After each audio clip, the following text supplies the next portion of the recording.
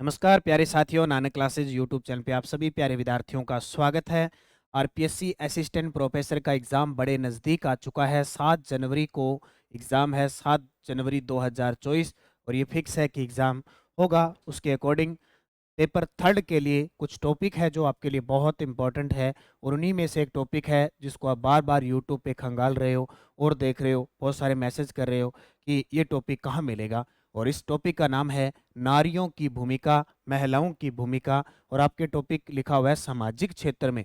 जब सामाजिक क्षेत्र का नाम आ जाए तो समाज, राजनीति, खेल सारे आ जाते हैं। तो आज एक ही वीडियो में आपको सामाजिक, राजनीतिक और खेल के क्षेत्र में हमारे राजस्थान की नारियों की क्या भूमिका रही, ऐतिहासिक क्या भूमिका रही, खेल के क्षेत्र में पहले क्या रही थी, राजनीति क्षेत्र में क्या रहती, उन सब को एक साथ मैं लेके आया हूँ। मेरे द्वारा स्पेशल तैयार की गई पीडीएफ के माध्यम से मैं इस वीडियो के को पूरा पूरा कवर करूंगा, और आरपीएससी यहीं से आपसे प्रश्न पूछेगी, ये भी क्लियर है।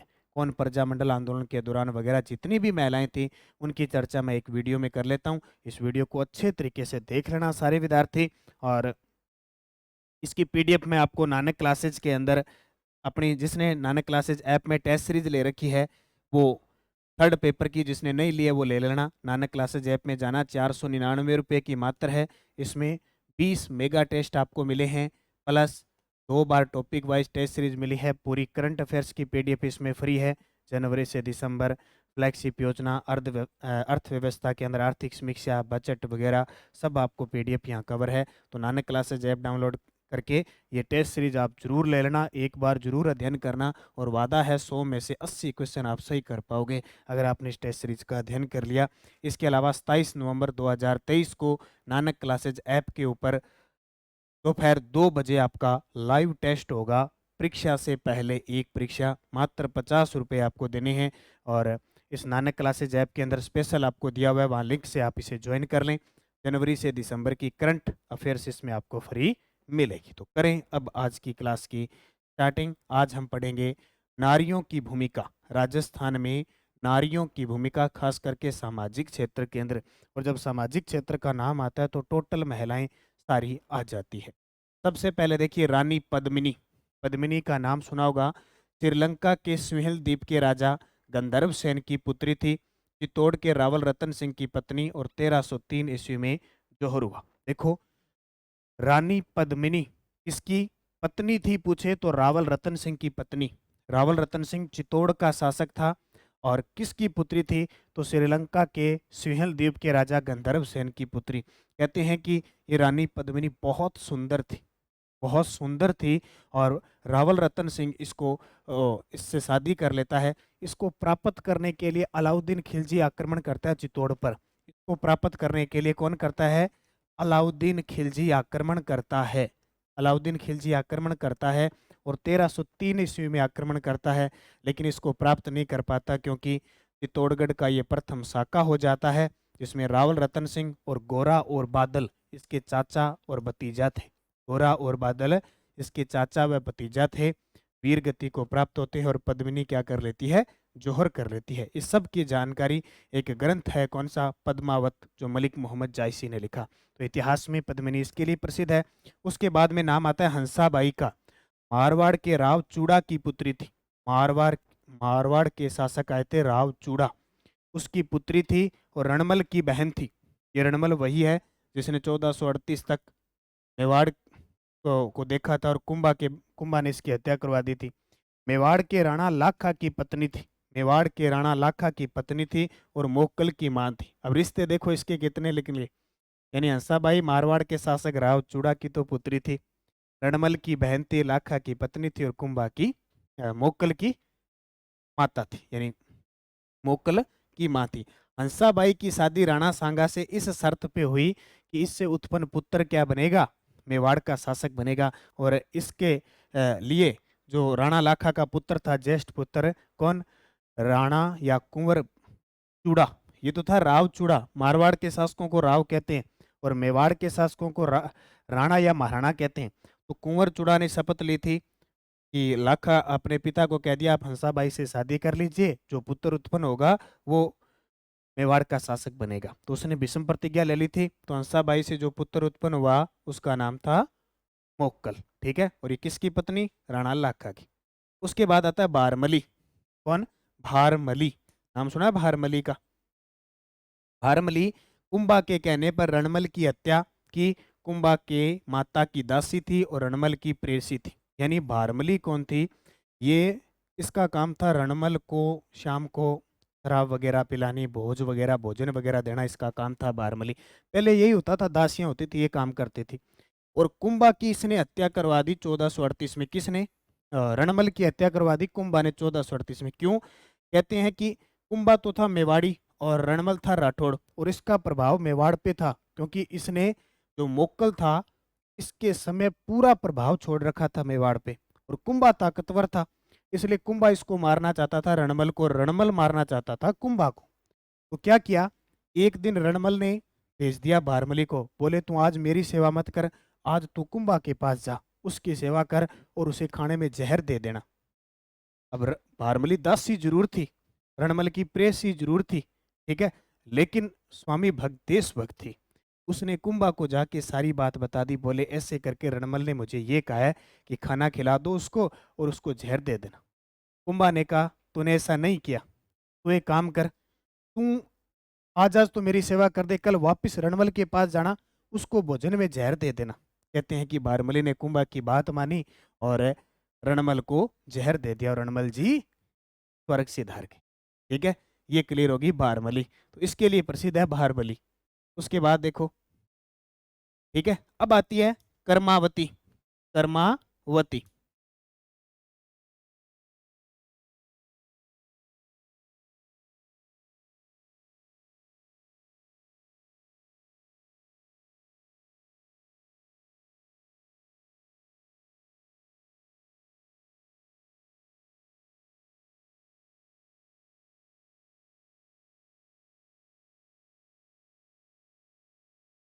कौन आती है? कर्मावती। ठीक है, कर्मावती कौन थी? महाराणा सांगा, मेवाड़ के राणा सांगा की पत्नी थी। देखो, हाड़ा राव नरबद की पुत्री थी और राणा सांगा की पत्नी थी। 1534 ईस्वी में जो चित्तौड़ का दूसरा शाखा होता है, चित्तौड़ के दूसरे शाखे में ये जौहर करती है। इसका पुत्र एक विक्रमादित्य होता है और एक उदय सिंह होता है। बादशाह हुमायूं को राखी बेचती है, उपाधि है इसकी हाड़ी रानी। यानी हाड़ी रानी उपाधि किसको मिलते थे? वो रानी जो क्या करती थी? सैनिकों का नेतृत्व करते थे। बहुत कह सकते हैं कि एक नेतृत्व वाला काम करते थे ना, जो एक अलग ही काम, पुरुषों की तरह क्षत्रिय होकर काम करते थे, उनको लगभग हाड़ी रानी कहते हैं। तो ये रानी कर्मावती ने गुजरात के शासक गुजरात के शासक बहादुर शाह ने आक्रमण किया था। गुजरात के शासक बहादुर शाह ने आक्रमण किया किस पे? चित्तौड़ पे। तब रानी कर्मावती ने क्या किया? अपने पुत्र विक्रमादित्य और उदय सिंह को तो भेज दिया ननिहाल और खुद इसका नेतृत्व किया। और इसका जो सेनापति बनाया, अपना अपना जो सेनापति बनाया था, वो देवलिया ठाकुर को बनाया था। देवलिया ठाकुर बाघ सिंह को बनाया। इसके नेतृत्व में सेना लड़ी। अब यहाँ महिला थी, इतना कुछ था नहीं राणा सांगा की मृत्यु के बाद, तो बहादुर शाह ने इस पे अधिकार कर लिया। हालांकि कर्मावती ने बादशाह हुमायूं को राखी भेजी थी, लेकिन वो हुमायूं की एक खासियत थी, वो समय पर नहीं पहुंच पाया, जल्दी निर्णय नहीं ले पाया। और तब तक रानी कर्मावती के नेतृत्व में महिलाओं ने क्या कर लिया?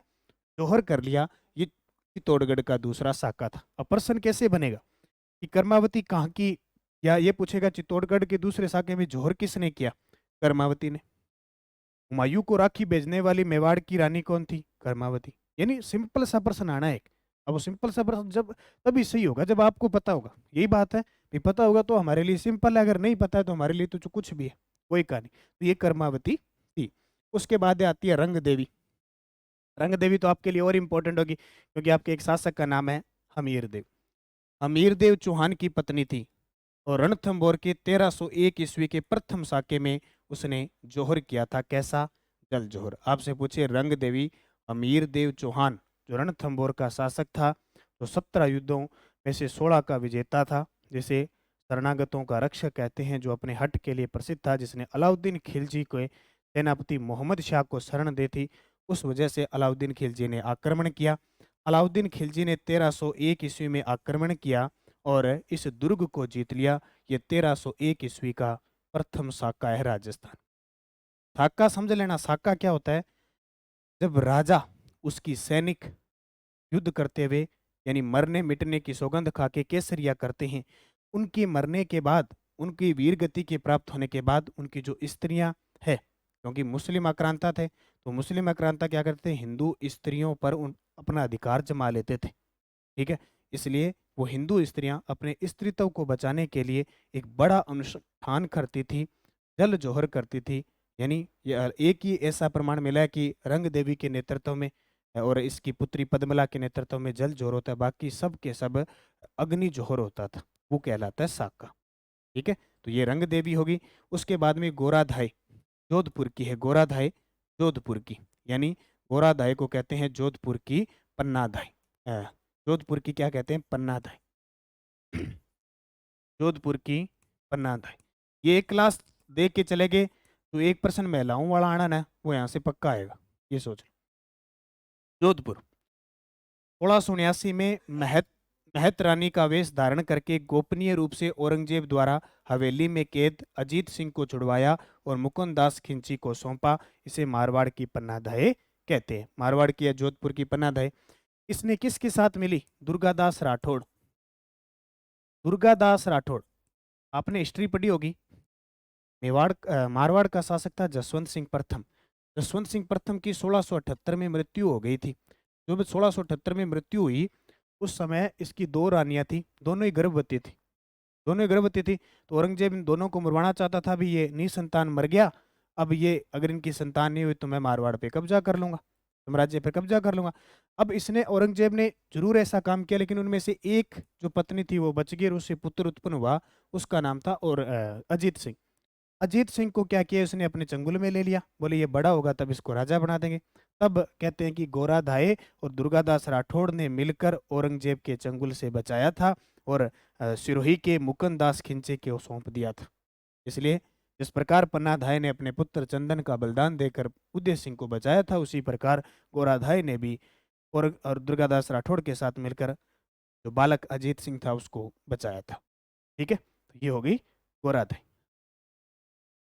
उसके बाद पन्नाधाय के बारे में तो जानते हो, जरूरत ही नहीं है आपको बताने की, पन्नाधाय।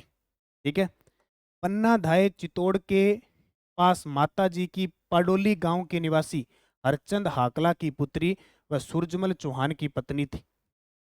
पुत्र चंदन का बलिदान देकर उदय सिंह को बचाया, ये तो है। अब आपको ताजा ये याद रखना है कि पन्नाधाय का राजस्थान सरकार ने पेनोरमा बनाने की घोषणा की है पाडोली चित्तौड़गढ़ में, जहां इनका पैतृक गांव है ना, वहां पाडोली चित्तौड़गढ़ में इनका पेनोरमा बनेगा। क्या बनेगा, पेनोरमा बनेगा, नोट कर लेना। जिस प्रकार अमराजी भगत का बनेगा दौलतपुरा चित्तौड़गढ़ में और शाहपुरा में केसरी सिंह बाट का, उसी प्रकार पाडोली चित्तौड़गढ़ में बनेगा। तो ये किसकी, ये हरचंद हाकला की पुत्री थी और सूरजमल चौहान की पत्नी थी, कौन, पन्नाधाय। उसके बाद में आती है रानी जयवंताबाई, महाराणा प्रताप की माता थी और उदय सिंह की पत्नी थी। प्रताप की माता थी, प्रताप के इनके कोख से महाराणा प्रताप का जन्म हुआ 9 मई 1540 को। तो जयवंताबाई कौन थी, उदय सिंह की तो पत्नी थी और महाराणा प्रताप की क्या थी, माता थी। क्लियर हो गया, सारी महिलाएं टोटल आपको बता दूंगा। अजबदेव पंवार महाराणा प्रताप की पत्नी थी और अमर सिंह इसका पुत्र था, यानी महाराणा प्रताप का पुत्र अमर सिंह प्रथम था, तो अजबदेव पंवार होगी। और अजबदेव पंवार देखो, जैसे माता सीता राम के साथ, भगवान राम के साथ वनवास काटती है, उसी प्रकार कहते हैं कि महाराणा प्रताप ने सौगंध खाई थी 1572 में गोगुंदा की गद्दी पर बैठकर, बोले जब तक मैं मेवाड़ को, चित्तौड़ को, यानी पूरे मेरी मातृभूमि को स्वतंत्र न करवा लूं, तब तक मैं महलों की रोटी नहीं खाऊंगा, महलों की पलंगों पर नहीं सोऊंगा, बल्कि जंगलों में दर दर भटकते हुए अपनी मातृभूमि की रक्षा करूंगा। कहते हैं उनके साथ अजबदेव पंवार भी थी। ठीक है, तो इसके लिए ये जानी जाती है। उसके बाद देखो सलह कंवर, इनके बारे में तो कौन नहीं जानता। सलह कंवर या सैल कंवर बूंदी के संग्राम सिंह की पुत्री थी। बूंदी में हाड़ा चौहान थे, उनकी संग्राम सिंह की पुत्री थी। सलूम्बर के चुड़ावत सरदार रतन सिंह की पत्नी थी। युद्ध में जाते वक्त अपना सिर तलवार से काट के निशानी के रूप में दे दिया। और ये इतिहास में हाड़ी रानी, वास्तव में हाड़ी रानी थी। इसके नाम पे राजस्थान सरकार ने पुलिस विभाग में एक बटालियन भी बना रखी। वीर हाड़ी रानी पर मेघराज मुकुल की कविता है, चुड़ावत मांगे सेनानी सिर काट दियो शतरानी। अब कहानी क्या होती है, मेवाड़ का राजा होता है राज सिंह। कौन? राज सिंह। और मुगल बादशाह होता है औरंगजेब।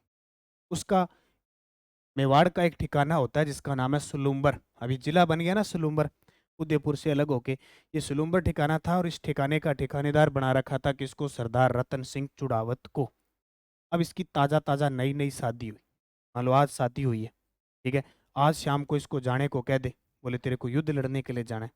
क्योंकि राज सिंह ने क्या है, चारुमती से शादी कर ली थी, तब औरंगजेब युद्ध करने आ रहा था। अब राज सिंह तो राजा था, अब वो थोड़ी युद्ध करने जाएगा। उसने कहा मैं मेरी शादी एंजॉय करता हूँ, चुड़ावत को भेज दो। और वाह, अब पहले वाला ये तो सिस्टम था नहीं, भी फोन करके कहते सर मैं नहीं जाऊंगा 2 दिन, एक बार मेरी शादी हुई है, कल मेरा और काम है, ऐसा तो हो नहीं था। ऑर्डर ऑर्डर, ठीक है। तो कहते हैं कि जब रतन सिंह चुड़ावत को ये बात कहेगी, रतन सिंह चुड़ावत विचलित हो गया। बोले आज ही मेरी शादी हुई है, आज तो मैं शाम को घर पे आया हूँ और आज ही मेरे को जाने के लिए कह रहे हैं। और युद्ध का मतलब ये तो है नहीं कि सुबह 9 बजे वाले बस पे गया और युद्ध याद लड़के शाम को 4 वाले में वापस आ गया। युद्ध का मतलब है महीना, 2-2 महीना, 6-6 महीने लग जाते थे कई बार। अब रतन सिंह चुड़ावत क्या करता है, युद्ध की तैयारी कर ली और सिस्टम कर लिया। और अपनी पत्नी जो दासी थी, उस दासी को सलेह कंवर के पास भेजा। बोले मेरी पत्नी को कह दो कोई निशानी दे दे मेरे को, निशानी, बोले उपहार दे दे कोई, ताकि उसकी याद आएगी तो मैं याद कर लूंगा उस निशानी से। अब वो तो बात है नहीं, भी निशानी कोई बिंटी निकाल के दे दी या कोई बालों से गुद का रबड़ निकाल के दे दिया, वो निशानी। उसने कहा कोई निशानी नहीं है, उसको कह दे इंतजार कर ले, एक बार चला जा, युद्ध करके वापस जीत के आएगा तो सब कुछ मिल जाए। एक बार गया, 2 बार गया, 3 बार, लास्ट सलेह कंवर ने सोच लिया अगर इस बंदे को निशानी नहीं दी ना तो ये युद्ध में विचलित होगा, ये युद्ध हारेगा पक्का। तब कहते हैं कि सलेह कंवर ने पक्का ही काम कर दिया इसका, और निशानी के रूप में अपना शीश काट के दे दिया। तब कहते हैं कि रावल जो जो रतन सिंह था चुड़ावत, उसको गुस्सा आया, युद्ध करने गया और औरंगजेब से युद्ध जीत। इसलिए जो मेघराज मुकुल है अपनी एक पंक्ति, हालांकि कविता पूरी एक पंक्ति है कि चुड़ावत मांगे सेनानी सिर काट दियो सतरानी, ठीक है। ये इतिहास में हाड़ी रानी के नाम से, वास्तव में ये प्रसिद्ध है हाड़ी रानी के नाम से। तो इसी महिला तो खास करके ये बी टाइम की बात होती है, ध्यान रखियो, आजकल की बात को नहीं थे सोचो कि आजकल काट की दियो तो बेंगल में आ जली, ठीक है। सुप्रीम कोर्ट, हाई कोर्ट, ग्राम न्यायालय सारा घूमता रहे, अगर दूसरे और कौन मिले कलंक लाग जी। वो उस समय की बात थी, राजा महाराजा ठिकानेदार जितनी मर्जी ले आनता, ठीक है, कोई प्रतिबंध को कितनी चे काट दो और काट दो, नस काट दो, चेकी काट दो। ये आज वाली महिलाएं है ना जो हाड़ी रानी न बन जाना कहीं, क्योंकि इतना संघर्ष कर रही है, गृहस्थी वगैरह और है, संघर्ष करे, कड़ी लैक आप वो काम कर दिया, निशानी दे दिया, ये चूक मत कर देना भाई। क्योंकि मरने वाला तो आत्म शांति मिल जाती है, लेकिन पीछे रोते रहते हैं बेचारे। चारुमती नाम सुना है? चारुमती किशनगढ़ के राजा रूप सिंह की पुत्री थी। राज सिंह ने औरंगजेब के विरुद्ध 1660 में विवाह, अभी बताया मैंने, क्योंकि राज सिंह की शादी थी, रतन सिंह की शादी थी, दोनों की शादी तो होगी, लेकिन राज सिंह नहीं गया क्योंकि उसने किशनगढ़ की राजकुमारी रूप सिंह की पुत्री से शादी कर ली थी। इससे शादी औरंगजेब करना चाहता था, लेकिन चारुमती कहती कि मैं विवाह करूंगी तो हिंदू में। और इसने राज सिंह को क्या कहा, पत्र लिखे, बोले एक हिंदू राजा होते हुए भी मैं मुस्लिम राजा से शादी करूंगी, ये बात कह दी। हिंदू राजा होते हुए भी इतना बड़ा राजा है तू, औरंगजेब का तू विरोध कर रहा है, और तेरे होते मैं इस औरंगजेब से शादी करूंगी, एक मुस्लिम में शादी करूंगी। तब कहते हैं कि चारुमती को राज सिंह ले आता और गंधर्व विवाह करता है। गंधर्व विवाह क्या होता था, आजकल तो यहाँ कोर्ट मैरिज वही समझ लो, बजा के लिए कोर्ट मैरिज में शादी कर ली। गंधर्व विवाह भगा के ले आना, घर पे मंडप होता था फिक्स, राजा महाराजों का बनाया हुआ, वो होता था। कृष्णा कुमारी, ये भी सुना है, मेवाड़ के भीम सिंह सिसोदिया की पुत्री थी। मेवाड़ के भीम सिंह सिसोदिया की पुत्री थी। विवाह को लेकर जयपुर और जोधपुर रियासत में गिंगोली का युद्ध होता है, ठीक है। मैं आपको बता देता हूँ, गिंगोली पर्वतसर डिडवाना के अंदर है।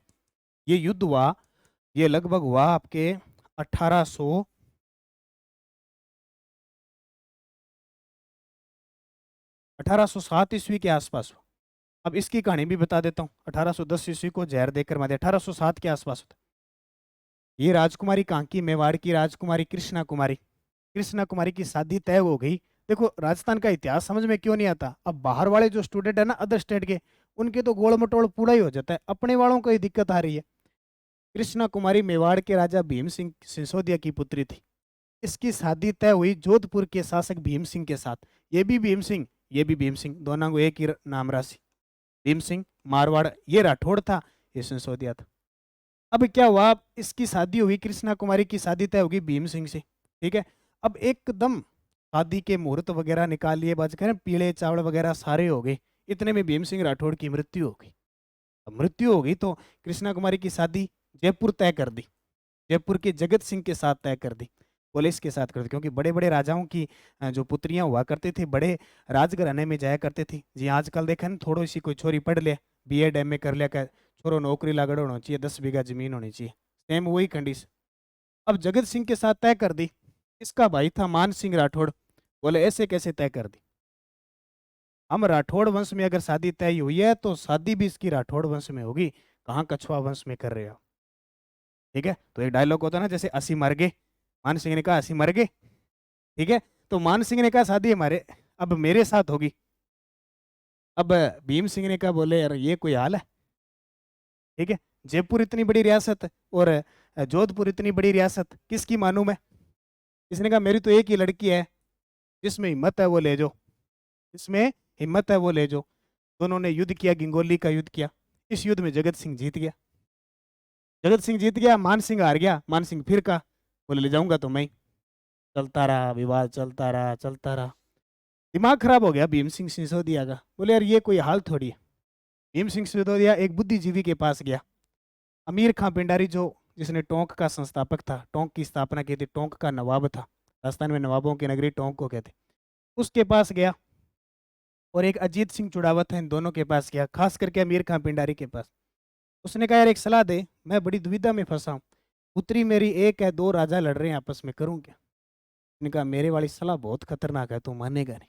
बोले क्या है, तू तेरी पुत्री को जहर दे दे। तूने अच्छा ये सलाह दिया, कोई रास्ता निकाल, तू तो मारने की बात कर रहा है, तू ट्राई कर ले, फिर मेरे पास वापिस आ जाना, मेरी सलाह मानना। कहते हैं कि 2 साल। अब देखो गिंगोली का युद्ध 1807 में होता है, 1810 में 21 जुलाई 1810 को जहर दे दिया जाता है। लास्ट उसके पास कोई चारा नहीं होता है, और इस कृष्णा कुमारी को जहर दे दे। बड़ी गजब की विचित्र कहानियां हैं, ऐसी ऐतिहासिक कहानी आज होते हैं ना, वो पहले भी होते थे, हमें पता नहीं चलते थे ये कहानियों की। ये आपके सामने कृष्णा कुमारी, लास्ट में जहर दिया, कृष्णा कुमारी का कल्याण हुआ। और इधर अब फिर देखो, इसमें इंटरेस्ट और आता है, कहते हैं कि मान सिंह ना फिर उसके बाद में वैराग्य धारण कर लेता है, और इसको इतिहास में ऐसा राजा कहलाता है, सन्यासी राजा कहते हैं। फिर ये नाथ पंथी इतना बन जाता है कि जोधपुर में महामंदिर बनवाता है, कितना बड़ा, आज नाथ संप्रदाय का सबसे बड़ा मंदिर है जो पाव पंथ है। देखो ये भी हलचल हो गई। और ये जगत सिंह बाद में एक रस कपूर के चक्कर में पड़ जाता है, इसको राजा इसको जयपुर का बदनाम शासक कहते हैं बाद में। तो ऐसी घटनाएं पहले भी चलती थी। उसके बाद में आती है प्रेमल देवी भाई, इसी देवी, प्रेमल देवी। प्रेमल देवी डूंगरपुर के महारावल आसकरण की पटरानी थी, ठीक है। पत्नी, पटरानी, प्रेयसी, पासवान, ये अलग अलग टाइप का विभाग होता है, ये समझ लो, पत्नियां में भी विभाग होता है। डूंगरपुर के महारावल आसकरण की पटरानी थी। 1586 में डूंगरपुर में 9 लखा बावड़ी का निर्माण करवाया। 2% बनते हैं 9 लखा बावड़ी डूंगरपुर में। किसने निर्माण करवाया, प्रेमल देवी ने। कौन सी शताब्दी में, 16वीं शताब्दी में। डूंगरपुर के महारावल आसकरण की पटरानी थी या पासवान थी। उसके बाद में आती है राम रस दे, ठीक है। अजमेर के पृथ्वी सिंह की पुत्री थी, बस इतना याद रखना, राज सिंह की पत्नी थी। इसने देबारी उदयपुर के पास जया नाम की बावड़ी बनवाई, ठीक है। बस सिंपल सा आएगा प्रश्न, मैं सारी कहानी इसलिए बता रहा हूँ कि आपके याद रह जाए। रानी नाथावती, नाम सुने है। बूंदी के राजा राव अनिरुद्ध सिंह की विधवा रानी थी, जिन्होंने रानी जी की बावड़ी का निर्माण 18वीं शताब्दी में करवाया। नोट कर लेना बात। रानी नाथावती बूंदी के राजा राव अनिरुद्ध सिंह की विधवा रानी थी, जिसने रानी जी की बावड़ी बनवाई। कहाँ पे, बूंदी में। राजस्थान में सबसे ज्यादा बावड़ियां, बावड़ियों का शहर बूंदी को कहते हैं। स्टेप ऑफ वेल्स, किलों, किलों की नगरी उदयपुर को कहते हैं, ये ध्यान रखना। निर्माण 18वीं शताब्दी में करवाया, किसी रानी नाथावती। ये सारा सामाजिक कार्य है, ध्यान रखें।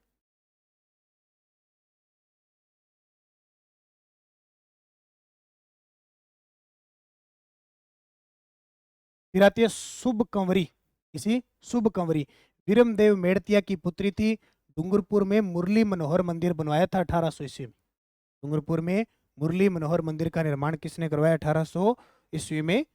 शुभ कंवरी ने। गुमान कंवरी डूंगरपुर महारावल जसवंत सिंह की राठौड़ी रानी थी।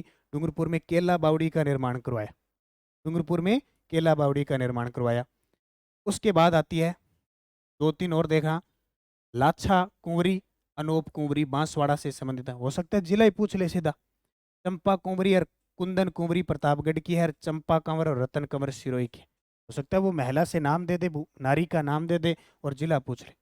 तो लाछा कुंवरी अनूप कुंवरी बांसवाड़ा की, चंपा कुंवरी कुंदन कुंवरी प्रतापगढ़ की, चंपा कंवर और रतन कंवर सिरोही की। उसके बाद देखो, उसके बाद आती है अनारा बेगम। कौन आती है? अनारा बेगम जोधपुर की थी, महाराजा गज सिंह की पासवान थी अनारा बेगम। और इसी अनारा बेगम के चलते इस गज सिंह ने क्या है, गज सिंह के 2 पुत्र थे, जसवंत सिंह प्रथम और एक था अमर सिंह राठौड़। इसने अमर सिंह राठौड़ को नागौर दिलवा दिया और जसवंत सिंह को जोधपुर का शासक बनवा दिया। उसके बाद में आती है गुलाब राय, जोधपुर की है। ये विजय सिंह की पासवान थी। इसे जोधपुर की नूरजहां कहते हैं। मान लो जैसे जहांगीर पर नूरजहां का प्रभाव था ना, वैसे इस विजय सिंह पर गुलाब राय का प्रभाव था। इसलिए इसको जोधपुर की नूरजहां किसने कहा? श्यामल दास ने, कवि श्यामल दास ने कहा था। और इस विजय सिंह को कहते हैं जहांगीर का नमूना। उसके बाद आती है जसवंत दे। जोधपुर जसवंत सिंह प्रथम की पत्नी थी। धर्मत युद्ध में हारकर लौटने पर महलों के दरवाजे नहीं खोले। ये देखो इंटरेस्टिंग कहानी है।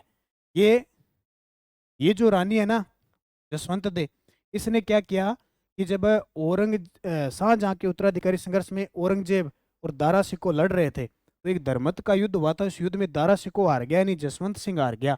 तब कहते हैं कि जसवंत सिंह के लिए से जसवंत दे ने दरवाजे नहीं खोले, महलों के दरवाजे नहीं खोले। और पता है क्या कहा? उसने कहा कि या तो क्षत्रिय जीत के आते हैं या फिर वीर गति को प्राप्त होते हैं। ये रानी थी, ध्यान रखना।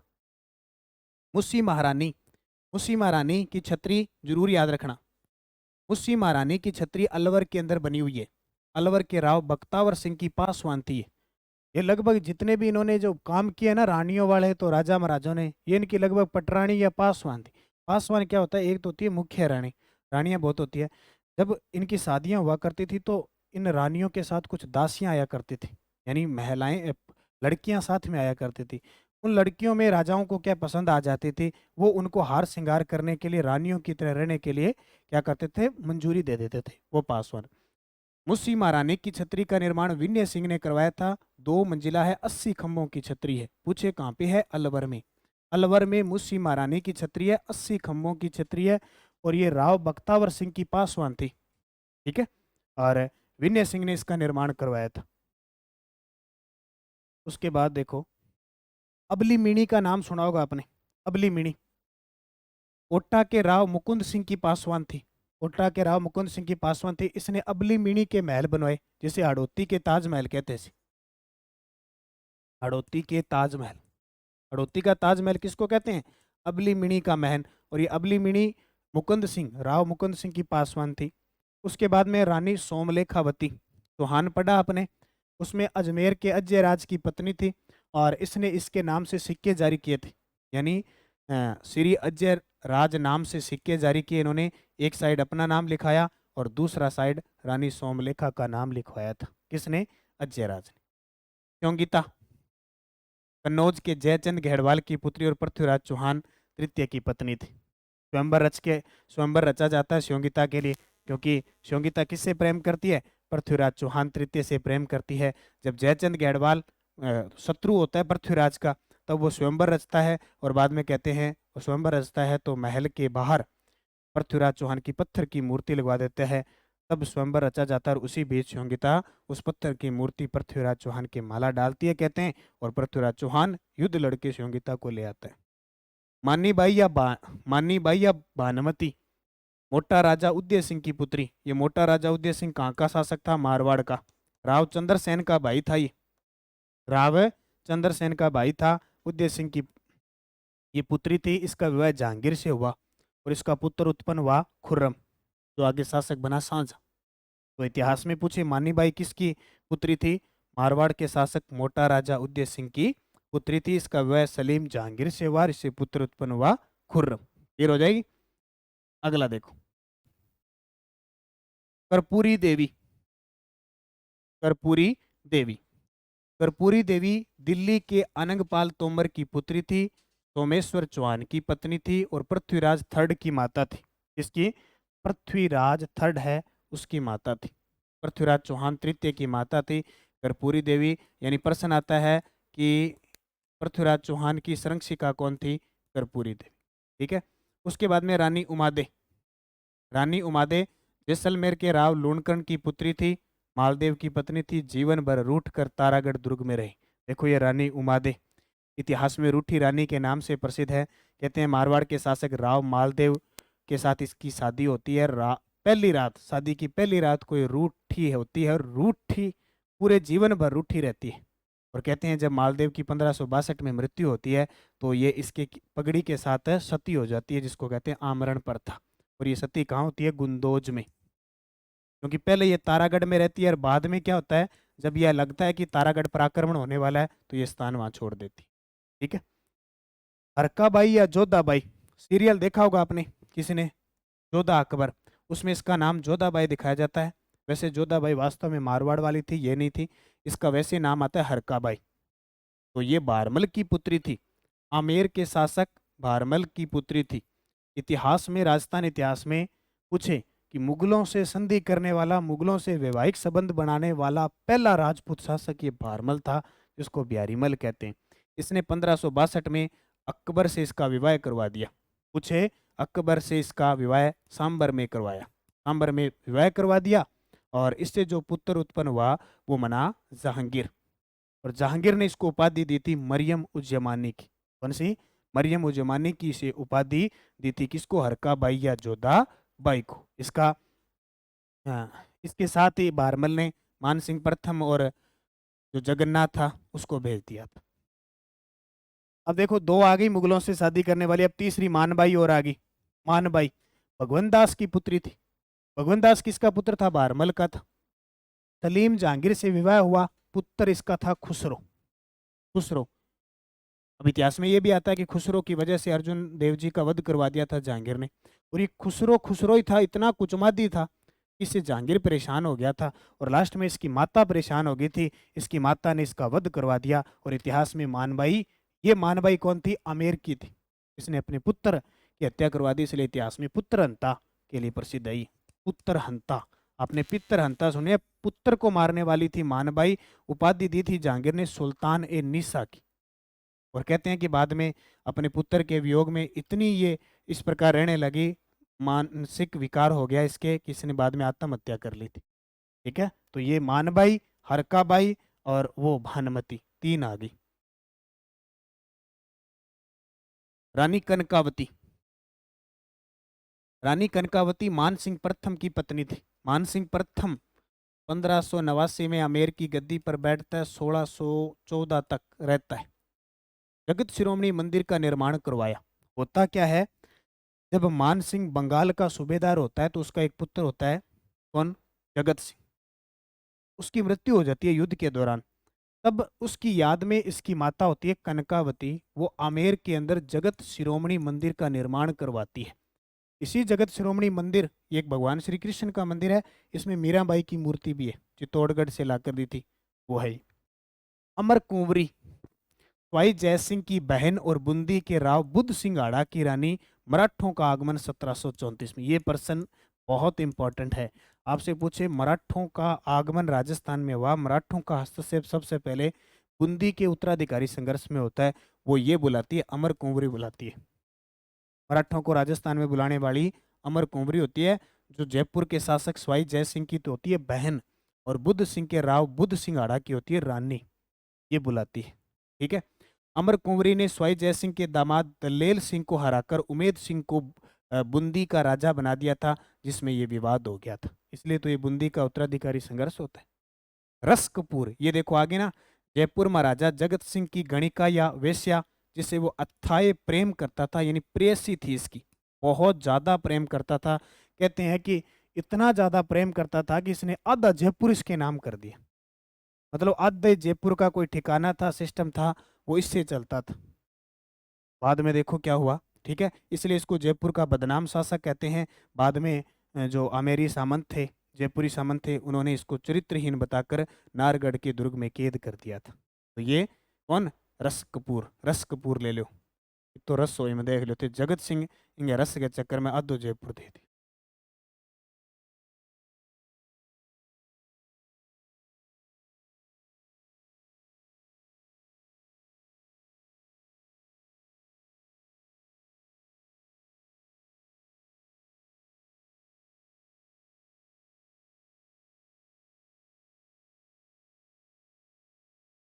उसके बाद में आती है रमाबाई। कौन आती है, रमाबाई कुंभा की पुत्री थी और संगीत में निपुण होने के कारण इसे वागेश्वरी की उपाधि थी। खुद कुंभा वीणा बजाता था, संगीतज्ञ था। उसका परिवार तो होगा, तो रमाबाई कुंभा की पुत्री थी। एक नाम आता है अल्लाह जिलाबाई, आपने नाम सुना होगा, राजस्थान की मरु कोकिला कहते हैं, राजस्थान की प्रसिद्ध मांड गायिका। इतना ही प्रश्न आता है पेपर में कि अल्लाह जिलाबाई की कला थी, संगीत था, मांड गायिका थी। जन्म 1902 में बीकानेर में हुआ था। इनके गुरु उस्ताद हुसैन बख्श थे और 1982 में इन्हें पद्मश्री मिला था, ये जरूर ध्यान रखना। 1976 तंत्र में अकादमी सम्मान मिला और 1992 में इनका निधन हो गया। अल्लाह जिलाबाई, जिला बीकानेर, राजस्थान की मरु कोकिला। इसी से संबंधित एक नाम आता है गौरी देवी का। स्वर्गीय श्रीमती गौरी देवी बीकानेर की है, प्रसिद्ध मांड गायिका। मास्को में आयोजित भारत महोत्सव में इन्होंने मांड गायकन किया था और इन्हें राजस्थान की दूसरी मरु कोकिला कहा जाता है, राजस्थान की दूसरी मरु कोकिला। उसके बाद आती है मांगी बाई। मांगी बाई प्रसिद्ध मांड गायिका है मेवाड़ की। मांगी बाई प्रसिद्ध, क्योंकि गायन से संबंधित, संगीत से संबंधित आपके टॉपिक है कला संस्कृति में, संगीत, गायन, लोकगीत, तो यहाँ से सीधा ही पूछेगा मांगी बाई। गौरी देवी पाली की प्रसिद्ध मांड गायिका है। गौरी देवी भैरवी युक्त मांड गाती है, भैरवी युक्त मांड गाती है। एक आती है फिर मांगी बाई, 13 ताली नृत्यांगना। ये मांगी बाई है प्रसिद्ध मांड गायिका। एक मांगी बाई है कथक नृत्यांगना, एक मांगी बाई है 13 ताली नृत्यांगना। इनकी शादी पाली के पादरला गांव के बेरूदास से हुई थी और इनका जन्म हुआ था चित्तौड़गढ़ में। गुरु थे इनके गोरमदास जी, इनके जेठ थे। पादरला गांव 13 ताली नृत्य की जन्मस्थली है। 1990 में संगीत नाटक अकादमी मिला। तो मांगी बाई 13 ताली नृत्य, 13 ताली नृत्य कौन सा, रामदेव जी के जो भगत है, रामदेव जी की जो कामड़ जाति की महिलाएं हैं भगत, वह मंजीरा वाद्य यंत्र के साथ 13 ताली नृत्य करते हैं, तो उसकी प्रसिद्ध नृत्यांगना है मांगी बाई। उसके बाद देखिए रुकमा, बाड़मेर की रुकमा है, मांगणियार जाति की पहली महिला गायिका है ये, जो सार्वजनिक रूप से गाती है। रुकमा एक दिव्यांग महिला है और मांगणियार जाति की है। मधु भट्ट तेलंग, कौन है, मधु भट्ट तेलंग राजस्थान की प्रथम व एकमात्र ध्रुपद गायिका है। इनका जिला जयपुर है। पन्नो बेगम, कौन है, पन्नो बेगम जयपुर की मांड गायिका है। गुरु इनके उस्ताद नजीर खां। पन्नो बेगम को जयपुर राज्य की प्रथम श्रेणी की गायकों में स्थान प्राप्त हुआ था।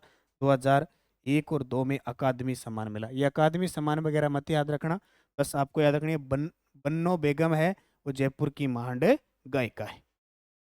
उसके बाद में गोहर जान जयपुर की मशहूर नर्तकी है, तमाशा नाटक की है, क्योंकि नाटक तमाशा गोपीचंद वासुदेव भट्ट और तमाशा प्रसिद्धि जयपुर का है। जमीला बाई है, जोधपुर की गायिका है। उसके बाद में है श्रीमती उर्मिला नागर है, कथक नृत्यांगना। प्रेरणा श्रीमाली है, कथक नृत्यांगना, बांसवाड़ा की है। और मुस्तर बाई है, नौटंकी विद्या की, राजस्थान की पहली महिला कलाकार। हो सकता है ये प्रश्न ऐसे न पूछे, लेकिन फिर भी मैं आपको ये सारी एक साथ ही बता रहा हूँ, कहीं कुछ भी पूछ ले न पूछ ले, इनको याद रख लेना। गुलाबो सपेरा, ये तो नाम सुना है, अजमेर की है, जन्म 1969 को सपेरा परिवार में हुआ।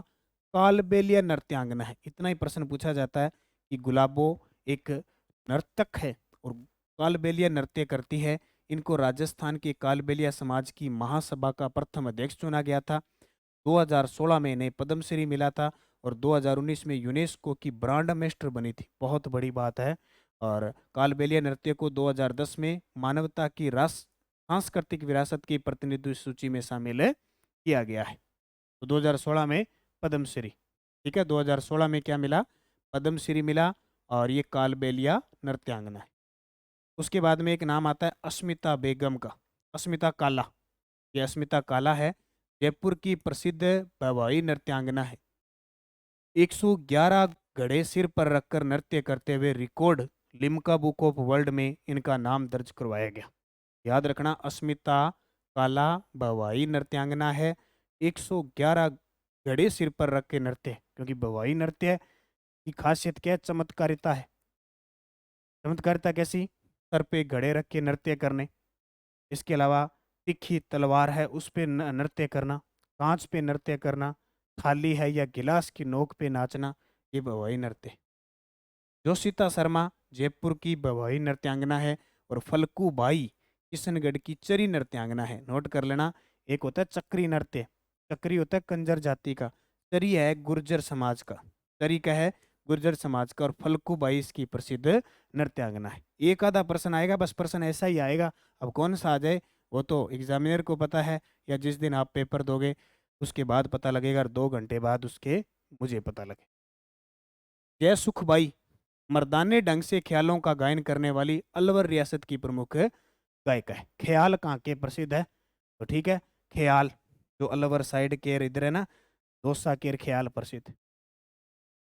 गौरी बाई डूंगरपुर के वागड़ की मीरा कहते हैं, मृत्यु इनकी काशी में हुई थी। गौरी बाई वागड़ की मीरा, क्योंकि मीरा राजस्थान की राधा, मीरा ने कृष्ण भक्ति की थी, गौरी बाई ने भी। छत्र कुंवरी नागरीदास सावंत सिंह की पोती थी, और इनकी रचना है प्रेम विनोद। नागरीदास सावंत सिंह का नाम सुना है ना? किशनगढ़ चित्रशैली नागरीदास सावंत सिंह के काल की घटना है। मोर ध्वज निहाल चंद ने बणी ठणी चित्र बनाया था इनके काल। दयाबाई, एक और लिख देता हूँ, दयाबाई और एक सहजोबाई।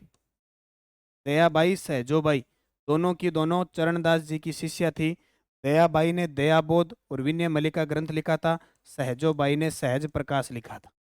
सहजोबाई ने कौन सा ग्रंथ लिखा? सहज प्रकाश। वैसे पूरी मेरी क्लास संस्कृति हिस्ट्री पॉलिटिकल की क्लासें लगाई हुई है, आप प्ले लिस्ट चेक करना, आरपीएससी असिस्टेंट प्रोफेसर राजस्थान अध्ययन नाम से। और मैं आपको फिर बता रहा हूँ, ये जो अपनी टेस्ट सीरीज है, एक तो परीक्षा से पहले एक परीक्षा असिस्टेंट प्रोफेसर के लिए 27 दिसंबर 2023 को नानक क्लासेज ऐप के ऊपर दोपहर 2 बजे होगा।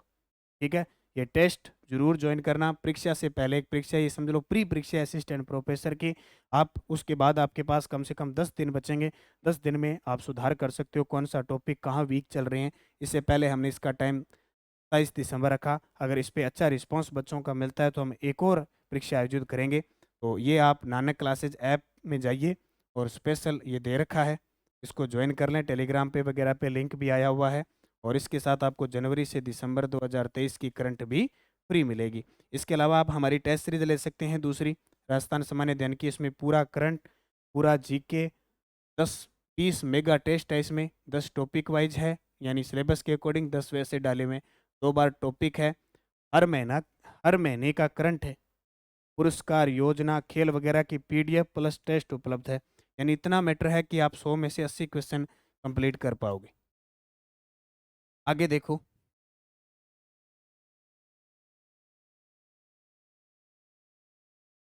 सहजोबाई।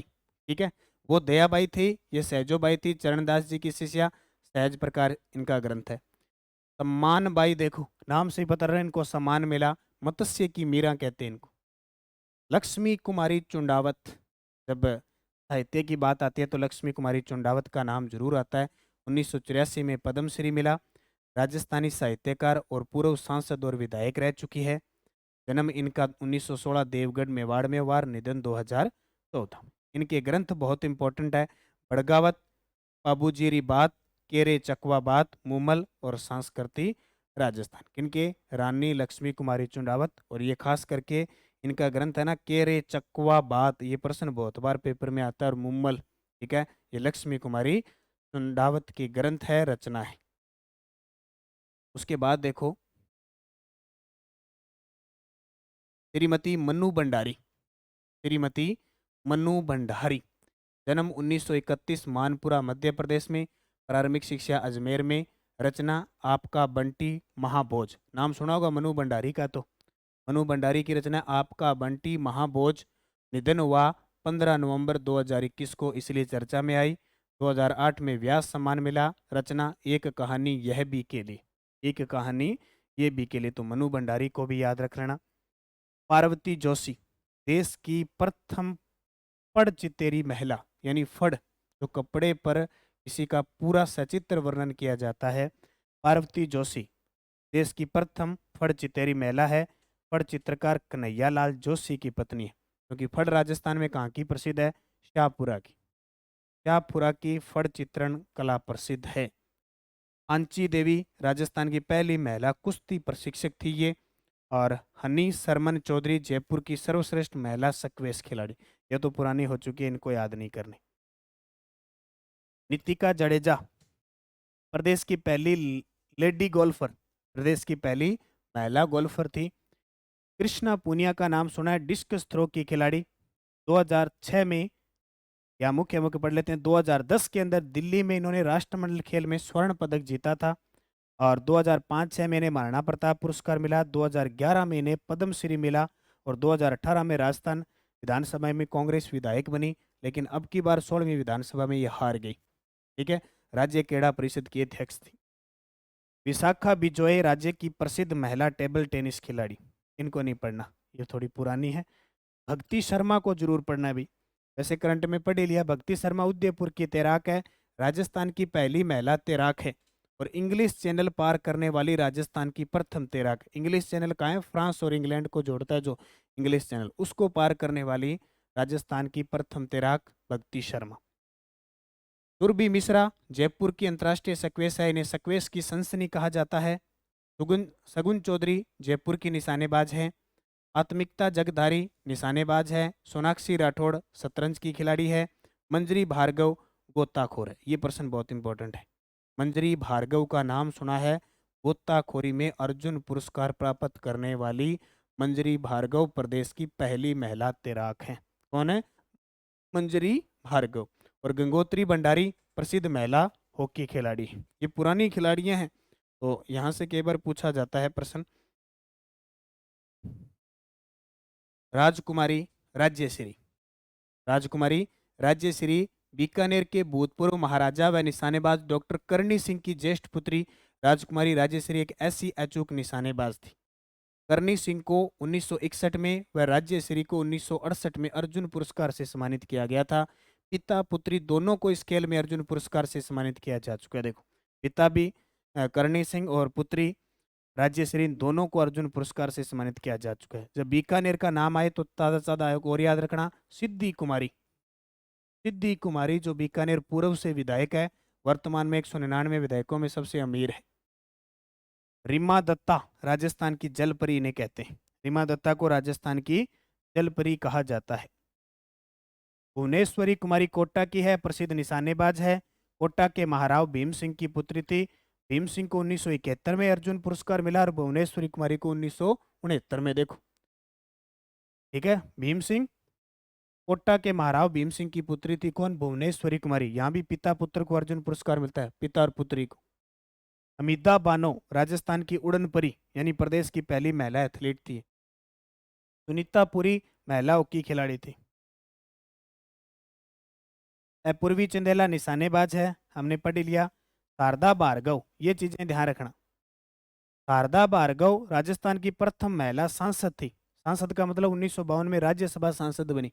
यानी एक लोकसभा की सांसद होती है, एक राज्यसभा ये सांसद होते हैं।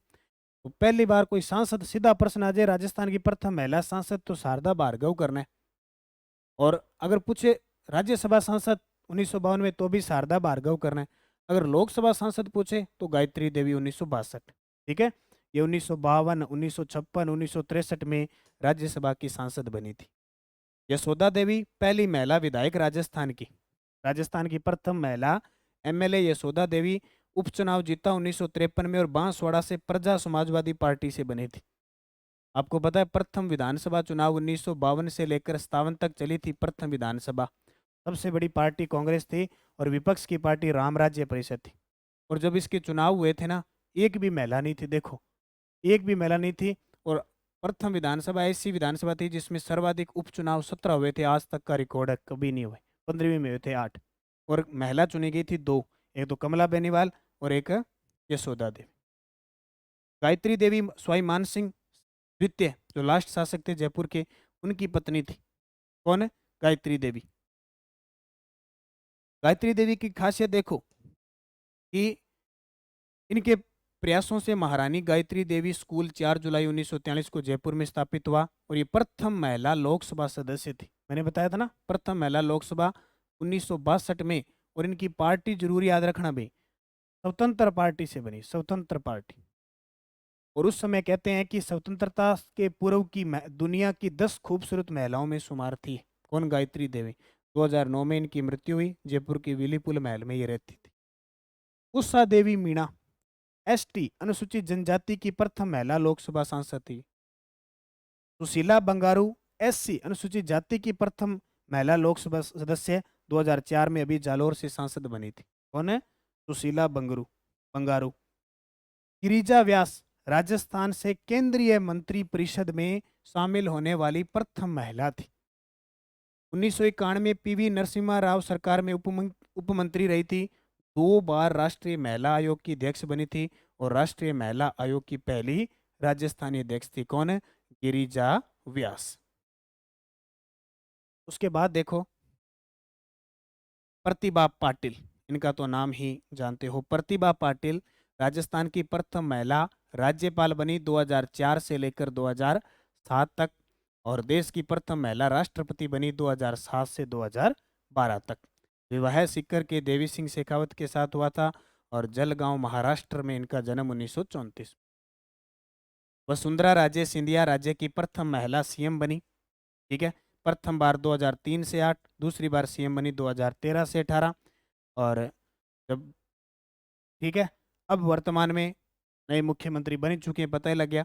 जब ये 12वीं विधानसभा के अंदर पहली बार महिला बनी थी तो 120 सीटें जीती थी, और 14वीं में 163 सीटें जीती। और इनका विधानसभा क्षेत्र पूछे तो झालरापाटन झालावाड़। कहाँ से ये विधायक मंत्री है? झालरापाटन झालावाड़ से इनका विधानसभा क्षेत्र है। जन्म दिवस इनका 8 मार्च को आता है, अंतर्राष्ट्रीय महिला दिवस पर। बाकी पिता माता आपको याद रखने की। तारा भंडारी देखो 5 बार सांसद रह चुकी है।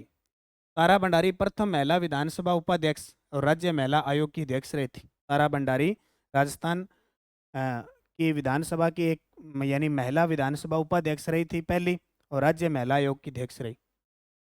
सुमित्रा सिंह राज्य की प्रथम महिला विधानसभा अध्यक्ष, जिला इनका झुंझुनू था 12वीं विधानसभा में, क्योंकि 12वीं विधानसभा में राज्यपाल भी महिला थी प्रतिभा पाटिल, मुख्यमंत्री वसुंधरा राजे थी, और सुमित्रा सिंह, तीनों ही महिला थी। रत्ना शास्त्री, ये इंपॉर्टेंट है, यहाँ से एक आधा क्वेश्चन पक्का आपके एग्जाम में आएगा, क्योंकि पिछले साल आपको वो प्रश्न आया था, शांताबाई भीलवाड़ा शांता कुटीर की स्थापना आया था ना। तो अब जो प्रजामंडल से संबंधित है, स्वतंत्रता आंदोलन से संबंधित है, वहां से महिलाओं के बारे में पूछा जा सकता है।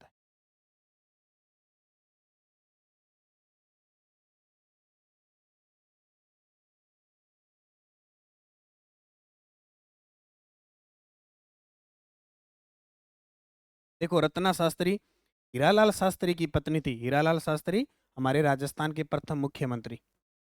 1929 में हीरालाल शास्त्री द्वारा स्थापित जीवन कुटीर, जो बाद में वनस्थली विद्यापीठ संचालित है, समाज सेविका थी। यानी जीवन कुटीर नाम की संस्था चलाई थी 1935 में।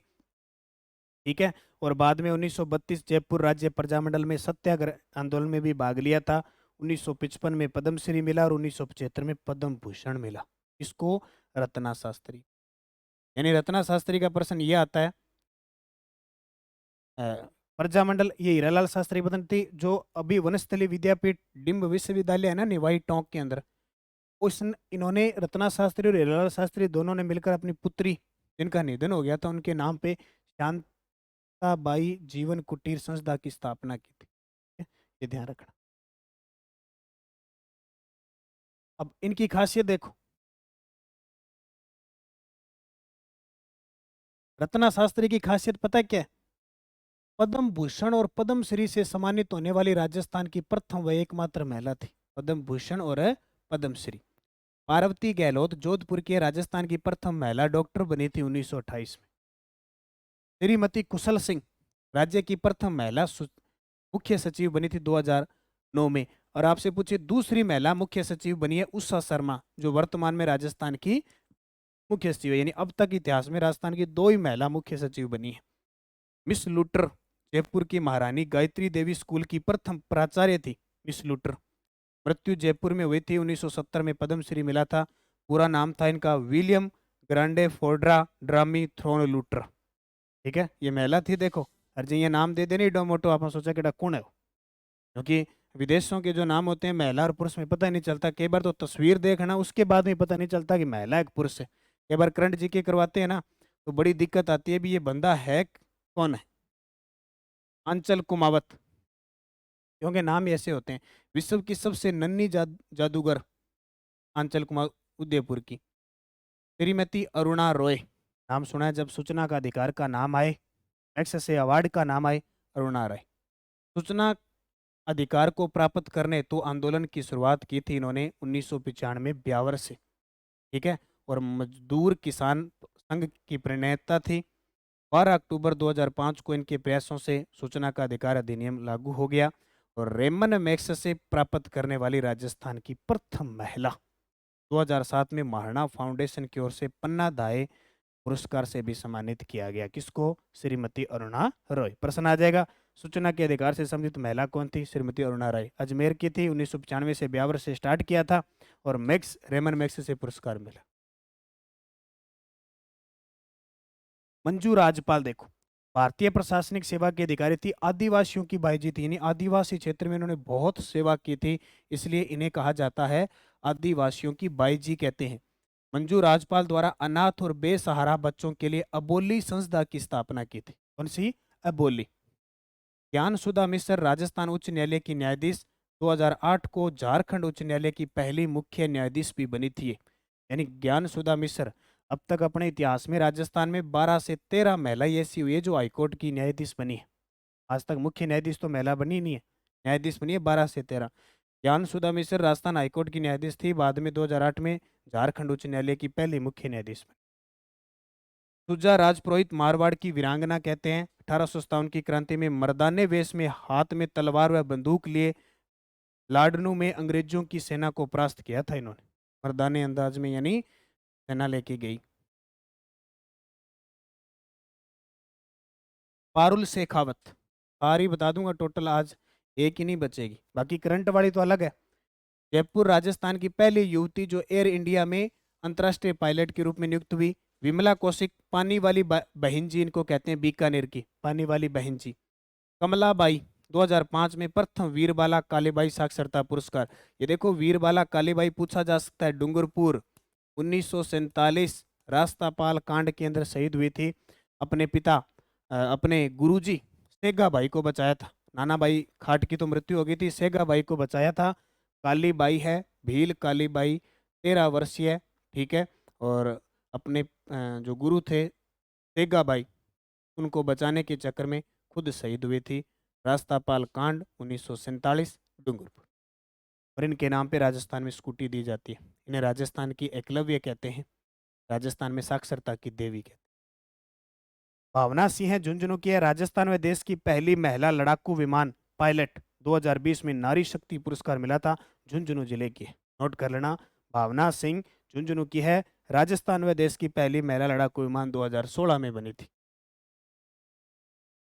विजय बहन भावासार, ये छोड़ो बांसवाड़ा में आता। अंजना देवी चौधरी, ये प्रश्न आता है पेपर में, राम नारायण चौधरी की पत्नी थी। किसकी? राम नारायण चौधरी की पत्नी।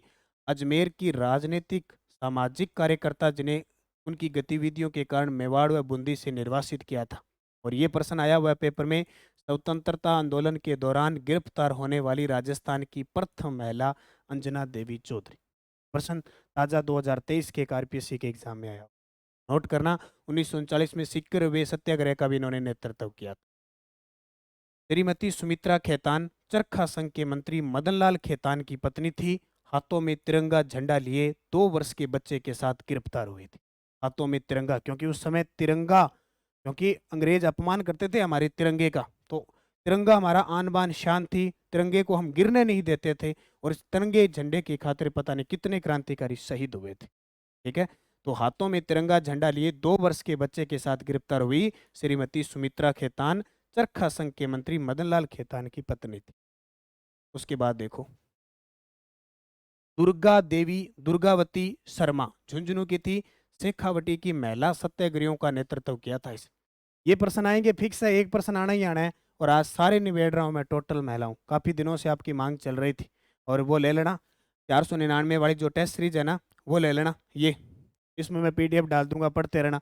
दुनिया जान की इसके अंदर पीडीएफ है, टेस्ट है, करंट के टेस्ट है, टॉपिक वाइज टेस्ट है, मेगा टेस्ट है। और ये अगर आप पढ़ के चले गए तो देखना प्रश्न आपको सीधे सीधे कैसे मिलते हैं।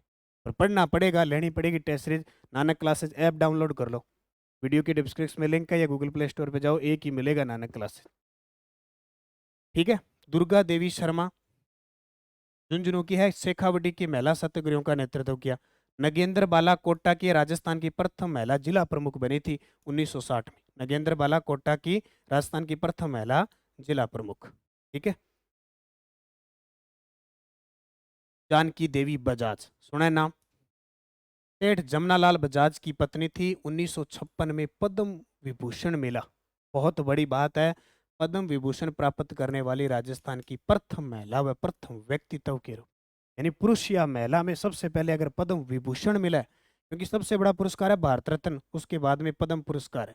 पद्म में सबसे बड़ा पद्म विभूषण, फिर पद्म भूषण, और फिर पद्म श्री। तो ये महिला है जानकी देवी बजाज। श्रीमती किशोरी देवी शेखावटी के लोहापुर सरदार हरलाल सिंह की पत्नी थी। 10,000 महिलाओं के साथ कटरा स्थल सिक्कर में आंदोलन किया था। और एक दापी दादी जो कुंदन कांव हत्याकांड हुआ था, जो इन्होंने नेतृत्व किया था, वहां पे कर देने से मना कर दिया था। एक है फूला देवी झुंझुनू की है, 1932 में फूला देवी झुंझुनू में भी जाट महाधिवेशन में इन्होंने भाग लिया था। ठीक है, कौन सी? फूला देवी।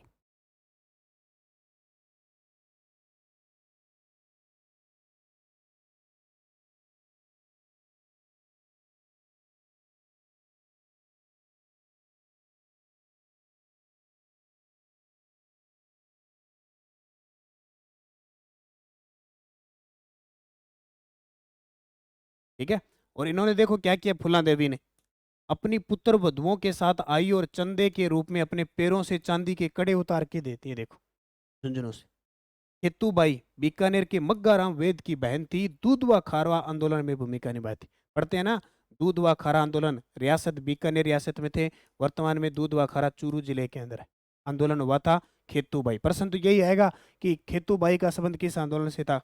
दूध व खारा किसान आंदोलन से। ठीक है, लक्ष्मी देवी आचार्य बीकानेर प्रजामंडल की स्थापना में भूमिका, कलकत्ता प्रजामंडल की अध्यक्षता की थी।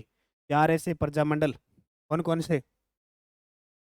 बीकानेर प्रजामंडल की स्थापना कलकत्ता में हुई, जैसलमेर प्रजामंडल की स्थापना जोधपुर में हुई, सिरोही प्रजामंडल की स्थापना बंबई में हुई, और एक प्रजामंडल भरतपुर प्रजामंडल की स्थापना रेवाड़ी हरियाणा में। 4 ऐसे प्रजामंडल जिनकी अपने स्थान से, मूल स्थान से दूसरी जगह हुई। और बीकानेर प्रजामंडल की स्थापना 1936 में मग्गाराम वैद्य ने की थी। अध्यक्षता देखो कलकत्ता के अंदर लक्ष्मी देवी आचार्य ने की थी, तो ये अपने आप में बहुत इंपॉर्टेंट है। नारायणी देवी शर्मा माणिक्यलाल वर्मा की पत्नी थी, और मेवाड़ में सत्याग्रह आंदोलन किया। कहते हैं कि 6 माह के बच्चे को लेकर जेल गई थी। कौन? नारायणी देवी शर्मा।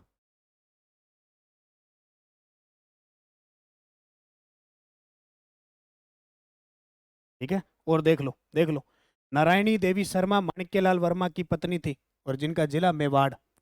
प्लेग की बीमारी के समय घर घर जाकर पीड़ितों की सेवा की थी। प्लेग चूहों से फैलता है, चूहों से। ठीक है, उस समय प्लेग खतरनाक था, बड़े मोड़ पे था, जैसे कोरोना मोड़ पे था ना, वैसे था ही। तो नारायणी देवी ने घर घर जाके पीड़ितों की सेवा की, और 1939 में माणिक्यलाल वर्मा के जेल जाने पर मेवाड़ प्रजामंडल का संचालन किया था। नोट कर लेना इस बात को। 1944 में भीलवाड़ा में महिला आश्रम की स्थापना की थी। ये प्रश्न आपके पिछले पेपर में आया था। 1944 में भीलवाड़ा में महिला आश्रम की स्थापना की नारायणी देवी ने। 1952-53 में माणिक्यलाल वर्मा के साथ मिलकर आदिवासी कन्या छात्रावास की स्थापना की थी। नोट कर रखना। 1970 से 76 तक राज्यसभा की सांसद बनी, और 1977 में निधन। उसके बाद आती है मणि बहन पांड्या। मणि बहन पांड्या। अब देखो इतना टाइम मेरे पास नहीं था और आपके पास भी बहुत कम टाइम है, इसलिए मैंने कैसे न कैसे करके आपको ये पीडीएफ देखी और कहीं से उपलब्ध करवा के मैंने आपको ये सारी चीज़ें करवा दी है। ठीक है, तो आपकी मांग थी उसके अकॉर्डिंग। मणि बहन पांड्या बागड़ के गांधी भोगीलाल पांड्या की पत्नी थी। इन्हें उपाधि प्राप्त थी बागड़ बा की। बागड़ बा की। शंकुतला त्रिवेदी, शंकुतला त्रिवेदी बांसवाड़ा प्रजामंडल से संबंधित है। अब इन महिलाओं को जरूर याद रखना। बांसवाड़ा प्रजामंडल से संबंधित है शंकुतला देवी। श्रीमती सत्यभामा बूंदी की स्वतंत्रता सेनानी श्री नित्यानंद नागर की पुत्र वधू थी। अब सारे नोट कर लेना। श्रीमती सत्यभामा बूंदी से संबंधित है, शंकुतला त्रिवेदी बांसवाड़ा से संबंधित है, मणिबेन पांड्या भोगीलाल पांड्या की पत्नी थी। और उसके बाद देखो श्रीमती सत्यभामा गांधी जी की मानस पुत्री ने कहा जाता है, अपने 2 बच्चों के साथ जेल गई थी और 1932 ब्यावर अजमेर आंदोलन का नेतृत्व किया था। ब्यावर जो आंदोलन हुआ था उसका नेतृत्व किया था। इतनी ये एक वीडियो पढ़ के चले जाना, महिलाओं की भूमिका से प्रश्न आपका बाहर नहीं जाएगा, ये देख लो। उसके बाद में आती है सत्यवती शर्मा, भरतपुर प्रजामंडल से संबंधित है। सत्यवती शर्मा किला अरुण राजस्थान की मशहूर गायिका थी, ये नोट करना। सत्यवती शर्मा ब्रज कंवर कोटा शासक दुर्जन साल की पत्नी, कोटा के किशोर सागर तालाब में जग मंदिर का निर्माण करवाया था। उषा रानी हुजा जयपुर की मूर्तिकार। माला सुखवाल ये भारोत्तोलन पावर लिफ्टिंग की खिलाड़ी है। Janice Johnson. वर्षा सोनी राजस्थान की महिला, ये प्रश्न आपके पेपर में नहीं आएगा।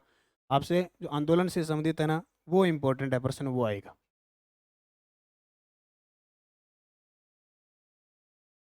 सावित्री देवी बाटी, सावित्री देवी बाटी स्वतंत्रता सेनानी है जोधपुर की। बस प्रश्न रियासत से संबंधित आएगा, जिले से संबंधित आएगा।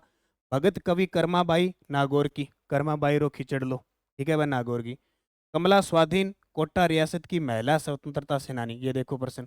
कमला स्वाधीन कोटा रियासत की महिला स्वतंत्रता सेनानी। श्रीमती विजय लक्ष्मी पंडित 13 नवंबर 1938 को जोधपुर आगमन हुआ था इनका। कांग्रेस की अध्यक्ष रह चुकी है ये और जोधपुर आई थी 1938 में। रमा देवी बिजोलिया किसान आंदोलन से संबंधित है, रमाबाई का। सीता देवी अलवर किसान आंदोलन से संबंध रखती है। कांता खतूरिया राज्य महिला आयोग की प्रथम अध्यक्ष थी। और पवन सुराणा, तारा भंडारी, सुमन शर्मा राज्य महिला आयोग की अध्यक्ष थी। अब ताजा याद रखना, राज्य महिला आयोग की वर्तमान में अध्यक्ष कौन है? रेहाना रियाज चिश्ती। रेहाना रियाज चिश्ती है, फिलहाल आपको ये याद रखना है, रेहाना रियाज चिश्ती। ठीक है, मैंने मुख्य मुख्य सामाजिक क्षेत्र से जो भी समझ रखते उनको बताया, बाकी नहीं बताया। कांता भटनागर राज्य मानवाधिकार आयोग की प्रथम अध्यक्ष। राजस्थान की प्रथम महिला मंत्री कमला बेनीवाल और राजस्थान की प्रथम महिला उप मुख्यमंत्री बनी थी। सुमित्रा सिंह 15वीं विधानसभा की अध्यक्ष थी, प्रथम महिला अध्यक्ष थी। निवेदिता चौधरी राजस्थान की प्रथम महिला फ्लाइंग ऑफिसर। नर्मदा भट्ट राजस्थान की प्रथम महिला पायलट। और सुनैना राज्य की प्रथम महिला अभिनेत्री। ये आपके टॉपिक पूरा कंप्लीट हो गया। कौन सा? महिलाओं वाला। इससे बाहर शायद बहुत कम चांस है कि क्वेश्चन आएगा। बाकी आपने पढ़ रखी है बहुत सारी चीज़ें। मेरी तरफ से जितनी सारी चीज़ थी एक साथ इकट्ठी करके ले आया मैं। चाहे वो खिलाड़ी है, चाहे राजनीतिज्ञ है, चाहे सरो सामाजिक क्षेत्र में काम कर रही है, सारी की सारी स्वतंत्रता आंदोलन वाली दे दी। ये टेस्ट सीरीज ले लेना, इसमें मैं PDF डलवा दूंगा और बाकी टेस्ट वगैरह इसमें उपलब्ध है ही। और ये क्लास मैं लगातार असिस्टेंट प्रोफेसर के लिए 10 क्लासें ले रहा हूँ। 7 क्लासें कंप्लीट हो चुकी है। कल मैंने RPSC द्वारा पूछे गए 2023 में जितने करंट अफेयर्स वो करवा दी। पूरे 10 क्लासों में यूट्यूब पे फ्री आ रही है। इंडिया, ये राजस्थान का करंट पूरा सारा प्लस इकोनॉमिक जो आर्थिक समीक्षा है। और एक और बता देता हूँ, कोई विद्यार्थी परीक्षा से पहले परीक्षा देना चाहता है तो 27 दिसंबर 2023 को दोपहर 2 बजे आपका ये टेस्ट होना है। मात्र 50 रुपये में रजिस्ट्रेशन करवाओ नानक क्लासेज ऐप में जाके। ठीक है, तो इसका टाइम 2 बजे से लेकर आप कभी भी कर सकते हो। 2 बजे से रात को 10 बजे तक का टाइम रहेगा इसके अंदर। और 50 रुपये में आज ही इसका रजिस्ट्रेशन करवा लो नानक क्लासेज ऐप के अंदर। ठीक है, ये ध्यान रखना। और इसके अंदर जो टेस्ट होगा, इसमें जिस विद्यार्थी का पहली बार सबमिट होगा उसकी रैंक जारी होगी। बाकायदा आपके कितने नंबर बनते हैं पूरी रैंक जारी होगी, टेलीग्राम पे शो किए जाएगी किसका क्या कितना नंबर आता है। आपको पर्सनल भी भेज दिया जाएगा, तो ज़रूर देखना। और 27 दिसंबर 2023 की बात है, परीक्षा से पहले एक परीक्षा नानक क्लासेज ऐप डाउनलोड कर लो, उसमें 50 रुपये में, और पेपर उसके अंदर आज ही आप ज्वाइन कर लो। इसमें एक खासियत, जनवरी से दिसंबर 2023 की करंट की पीडीएफ भी आपको फ्री मिलेगी। तो निरंतर बने रहना नानक क्लासेज के साथ, टेस्ट सीरीज के साथ, वीडियो के साथ, और पुस्तक जो बाजार में उपलब्ध है उसके साथ। धन्यवाद। जय हिंद, जय भारत, जय राजस्थान।